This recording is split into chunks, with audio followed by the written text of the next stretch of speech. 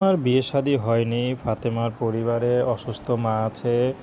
তো ফাতেমার বর্তমানে একটি টেলার্সের দোকানে কাজ করে। তো কাজ করে যা পায় তা দিয়ে সংসার চলে। তো আগে ফাতেমা একটা স্কুলে বাচ্চাদের যে পড়াতো সেটা পড়িয়ে চলে গেলে সেই জায়গাটা মানে সুন্দর করে পরিষ্কার করতো, মানে আয়া ছিল এক কোচিং সেন্টারে। তো সেখানে কাজটা পরে চলে যায় বা তারপরে তিনি একটি টেলার্সের দোকানে কাজ করে। তো বর্তমানে টেলার্সের দোকানে কাজ করে যা পায় তা দিয়ে চলে, কারণ তার মা অসুস্থ, তো মাকেও দেখতে হয়।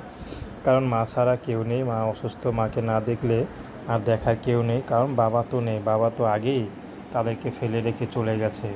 তো ফাতেমা এখন এমন একটা মানুষ চাচ্ছে, সে বিবাহিত হোক বা বয়স্ক হোক বা মধ্যবয়স্ক হোক, তাতে কোনো সমস্যা নেই, যে নাকি ফাতেমাকে সারা জীবন কাছে রাখতে পারবে, কখনো তার বাবার মতো ছেড়ে চলে যাবে না। তেমন একটা মানুষ পেলে